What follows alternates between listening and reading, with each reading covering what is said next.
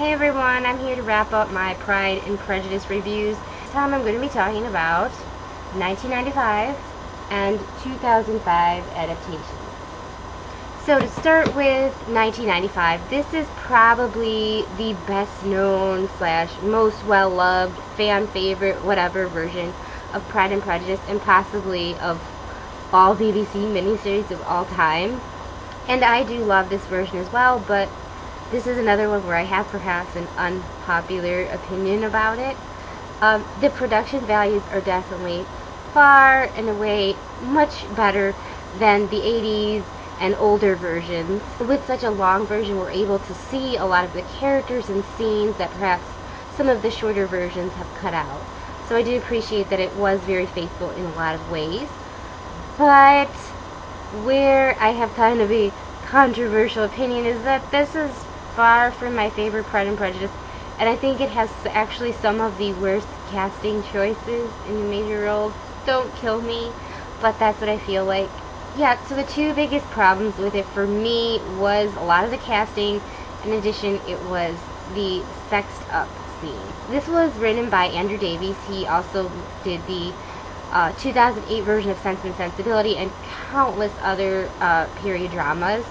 And he is well known in that genre for adding sexed up scenes. If you're a fan of that kind of thing, great. I'm really not. If it's not how it is in the book, I don't like it to be sexed up and changed for television just because, you know, sex sells or whatever. So, to talk about the casting, the biggest problem for me was actually Jennifer Ehle, who played Elizabeth Bennet. I know a lot of people love her. I was not a fan of her performance. This was the first version of Pride and Prejudice that I saw. I missed the beginning. I missed probably part of the first episode, but I saw almost the full thing very shortly after I read the book. So I noticed a lot of changes. I wasn't happy with how they did certain things, and the main thing was Elizabeth. For one, I felt like Jennifer Ehle, her performance, she played Elizabeth, is way too mature and matronly from the beginning. I feel like Elizabeth in the beginning is not a mature woman. She's definitely a more immature young girl, and she grows and changes. Elizabeth in this is exactly the same from beginning to end, and it's really only Darcy who has to change for her. She does not develop at all. She's exactly the same. Also, to talk about Elizabeth, she's way more beautiful than her sister Jane, who's supposed to be the beautiful sister. I'm sorry to Susanna Harker, who played Jane, because I have seen her in other things where she was absolutely gorgeous and stunning. She did not look very good in this, especially next to Jennifer Ehle. I'm sorry. I know she was also pregnant and filming, and the styling, all that, it was just not flattering. It's a very shallow thing of me to say, but that's like one of Jane's major characteristics, aside from her sweet, kind personality, is that she's beautiful. So I feel like it's okay for me to be shallow on that point. Colin Firth as Mr. Darcy. There was Darcy Mania and everything after this miniseries. Everybody loves his sexy Mr. Darcy. I thought his performance was pretty good most of the time, but I'm not a fan of the extra sexed up Darcy scenes that are not from the book. For example, we have Darcy taking a bath, and then he creepily stares out the window at Lizzie playing with the dog.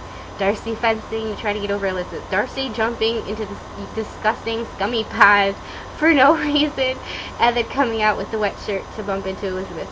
All of that stuff I'm just not crazy about. I also thought a lot of the other casting as well. Actor who played Wickham, Adrian Lucas, I didn't feel like was handsome or charming enough to fool this especially mature Elizabeth. The actress who played Lydia was way too old, not believable as a teenager for me. Mrs. Bennet, oh my god, people love this Mrs. Bennet. I can't stand her. I know Mrs. Bennet is an over-the-top caricature, but in this, they took it way too far. Her voice could break glass. It's so screeching, it hurts my ears. I almost want to put the video on mute.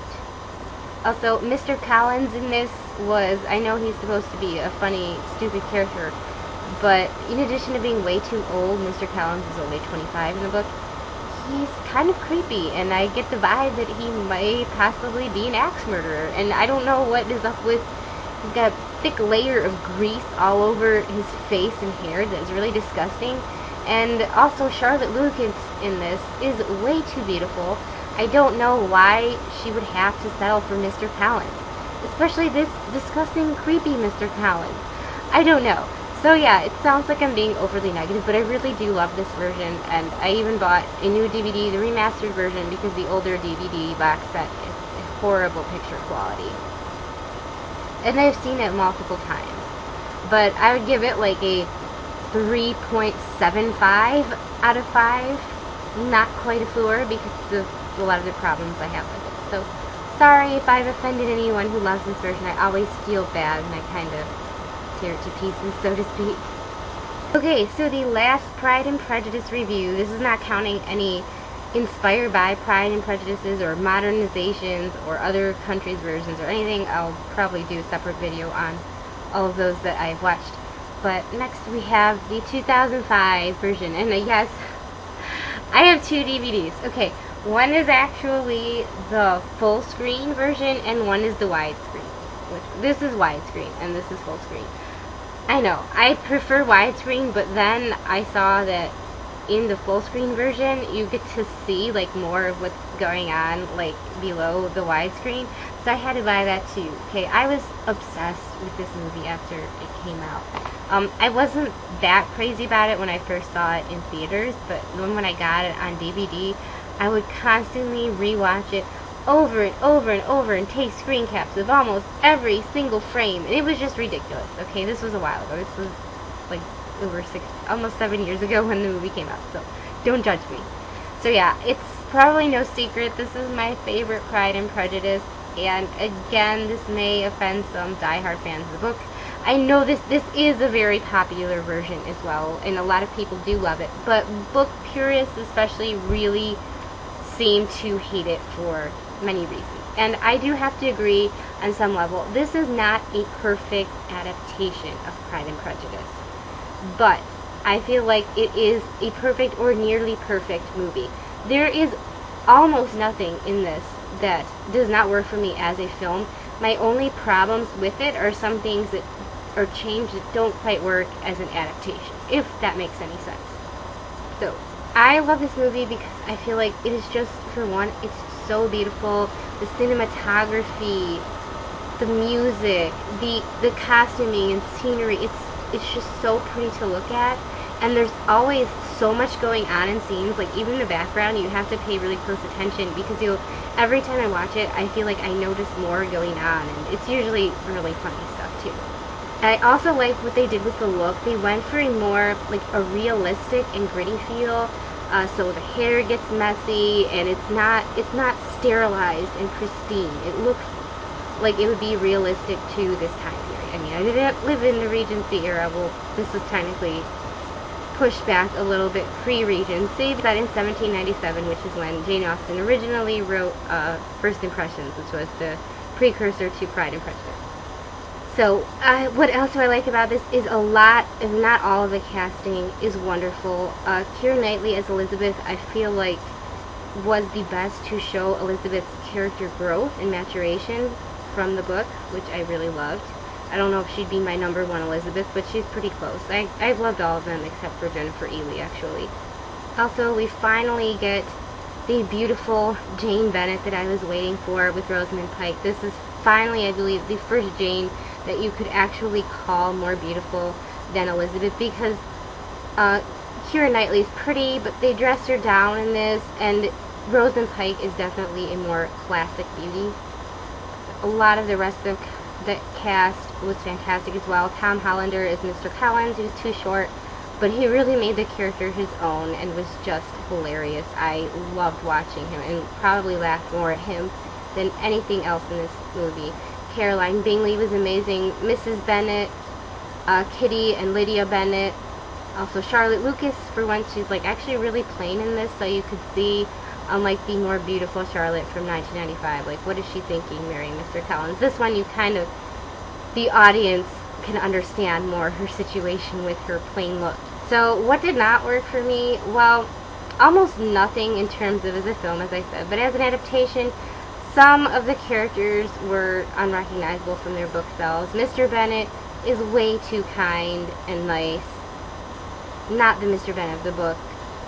Georgiana Darcy is way too outgoing and not the extremely shy book character. Bingley in this is really just a buffoon, cute guy, but I don't know why Darcy would want to hang around with him. Darcy himself, Matthew Macfadyen, as much as I love him, he played Darcy as kind of too shy and brooding, and Darcy in the book is definitely anything but shy. Also had a problem with Wickham in this. He had a very limited screen time, so I feel like they really needed to make the most of that, and they didn't. He was too kind of on the effeminate side and whiny. I don't know why Elizabeth would fall for him when all he did in his few scenes was whine to her about his misfortunes. Also was not crazy about the scenes that Emma Thompson wrote for this. As I said before, I have a lot of problems with the Emma Thompson version of Sense and Sensibility, and she did a rewrite of the script where she added in a couple scenes. Like one was Charlotte telling Lizzie about her engagement, and another one, the ending scene, the dialogue was just way too cheesy, and I was not a fan of it. I don't know why they needed to have her do this, because I've read the original script and I liked what was in there much better. I don't think it needed Emma Thompson to change anything. So yeah, to wrap this up, I love this movie. As a movie itself, I would give it a 5 out of 5. It's perfect or nearly perfect. As an adaptation, I'd probably give it a 4 or a 4.5, but I'm just going to give my biased opinion and now my own personal enjoyment 5 out of 5. I know it's wrong, but it's so right. So yeah, that wraps up Pride and Prejudice. Hopefully I'll be able to do a Mansfield Park video soon, and I will see you guys next time.